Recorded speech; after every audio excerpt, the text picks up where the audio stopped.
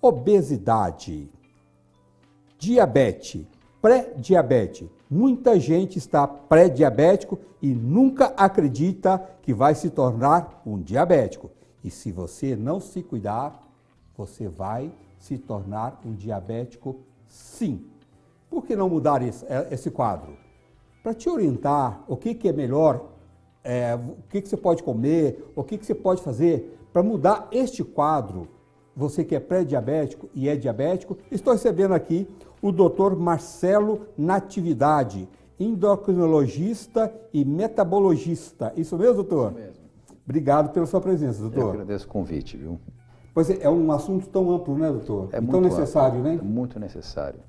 Você sabe que só uma parte, para você ter uma ideia de como é grande essa doença, hoje nós temos, em 2015, segundo o último censo mundial, nós temos 415 milhões de pessoas com diabetes. Não é? E pré-diabético, doutor? Então, acontece, o pré-diabético é o seguinte, aqui no Brasil nós temos cerca de 14 milhões, segundo o último censo de 2015.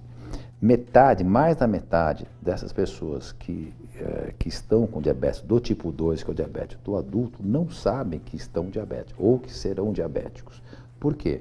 Porque ele está naquela fase inicial da doença em que existe uma discreta intolerância da glicose.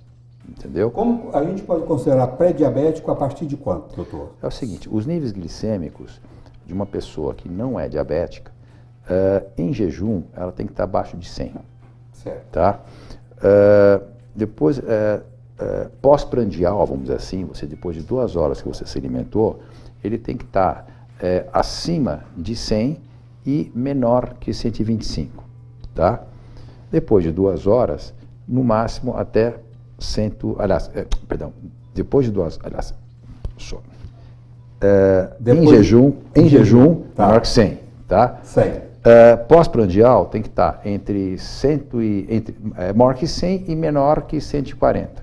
E depois de 2 horas, poderá estar entre 140 e 199 miligramas por decilitro. Então, esse indivíduo ainda não é diabético, tá, mas ele está caminhando para, ou seja, eu chamo de um diabetes gestante, né, eu brinco. Você não tem pré-gestante, né? Você tem um diabetes em curso. É verdade, bem colocado. Não é verdade? É verdade. Então, a gente tem que lutar para que ele não se torne um paciente diabético. Porque uma vez se tornando diabético, não tem cura. Tem tratamento, mas cura não. É verdade. Então, nesse intervalo, você consegue ainda administrar, entendeu? E no Brasil, nós somos 14 milhões de pessoas já com diabetes. Esse diabetes tipo 2, metade não sabiam que, inclusive, que tinham diabetes. E muita gente até sabe, né, doutor? Ele nunca acredita que ele vai se tornar um diabético e ele continua levando a vida tomando muito suco de laranja, comendo muita fruta depois das refeições, usando muito açúcar, muita farinha refinada, né? Exatamente. Isso pode ser mudado, não pode? Pode e deve, não é? E deve. Primeiro que, assim, eu acho que nessa doença crônica, eu acho que o problema mais difícil é você convencer que o indivíduo tem uma doença em curso ou mesmo que ela já tenha a doença. Né? As pessoas não aceitam, elas acham que é um momento fora ali, foi um dia difícil dela, que ela comeu um pouquinho mais e que na realidade isso apareceu. Mas que se ela realmente no próximo momento ela se controlar um pouquinho, isso vai desaparecer, não é? E não é verdade. Eu ouvi esses dias agora, de um amigo, que ele falou assim para mim, eu estou pré-diabético. Então você precisa cuidar, né? Mudar a sua alimentação, tudo. Você procura um nutrólogo, um nutricionista, ou seu médico passou uma alimentação que você pode usar, que são alimentos mais ricos em pectina, não é verdade? Isso. Né? Que são as farinhas do bem, né? Isso, Nós temos várias farinhas, né? E tirar as farinhas brancas, raízes, suco de laranja. Ele pegou e falou para mim, não, eu estou comendo de tudo, porque eu estou tomando remédio. Ele acha que ele está tomando remédio, ele pode comer de tudo. Também não é verdade, entendeu? Né? Porque, veja, essa medicação que a gente vai prescrever e tudo mais, e tem que ser prescrita, ela tem que vir, primeiro, acompanhada de mudança de estilo de vida. Não é? Segundo, aí você vai entrar, claro, com alguma medicação. Mas ela não é uma blindagem. Não é? Essas medicações, por exemplo, para o diabético, as pessoas acham que elas são insulina em cápsulas. Não, não são. Elas são algumas medicações que vão o quê? Sensibilizar o teu pâncreas a produzir uma insulina de melhor qualidade. Tá?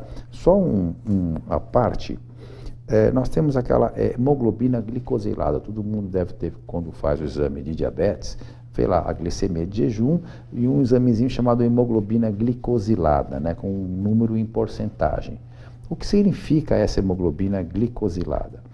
É o seguinte, tudo que nós consumimos de açúcar direto ou que vai se tornar açúcar, ela se adere à nossa hemoglobina, num percentual, não é? Enfim, que é específico. Então, vamos supor, pessoas que não são diabéticas, esse percentual vai digamos, de 1 ponto alguma coisa até 4,5% de aderência. Esse açúcar, ele fica fixado a essa hemoglobina por 2 a 3 meses. Tá? Nossa, muito tempo. Então, é como se fosse a nossa caixinha preta, né? Em que você pode fazer esse exame em qualquer momento do dia, não precisa estar em jejum, e ela vai te dar um perfil da média glicêmica dos últimos 90 dias.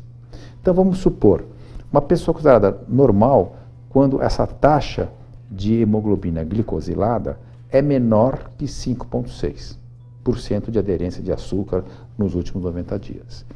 Acima de 5,6%, ou seja, a partir de 5,7% de aderência até 6,4% de aderência, esse indivíduo está naquela faixa do famoso pré-diabetes.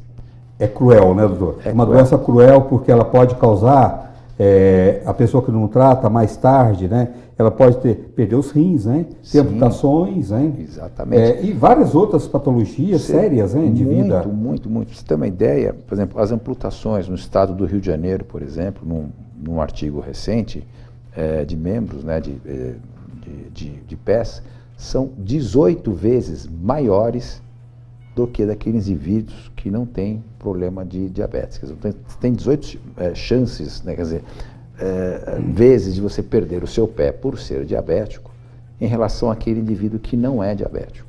Não é? Você tem, por exemplo, parte macrovascular, não é? Você tem chance de 4 vezes maior de sofrer um infarto agudo do miocárdio e ter um AVC, por exemplo. Não é? Então, é uma doença, por ser muito insidiosa, esses anos que ele estava pré-diabético, ele já sofreu todas essas modificações, que nós chamamos de memória metabólica ruim.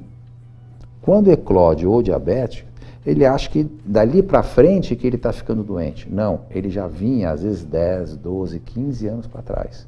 E aí sim vem a fatura mais cedo. É muito silencioso, silencioso. E se ele tivesse cuidado lá atrás, ele não teria chegado a esse ponto. Exatamente. Né? O cigarro também, né, doutor? É um outro fator também perigosíssimo, né? Para quem é diabético e pré-diabético, né? Agora você imagina uma menina, uma pessoa sexo feminino, em que ela fuma, usa anticoncepcional e é diabética. São 3 coisas desastrosas juntos. Essa pessoa provavelmente vai ter um problema macrovascular ou, digamos, vai ter um AVC, vai ter um infarto, porque essas 3 coisas, elas turbinem muito a chance de você vir apresentar esse quadro de doenças mais graves, entendeu?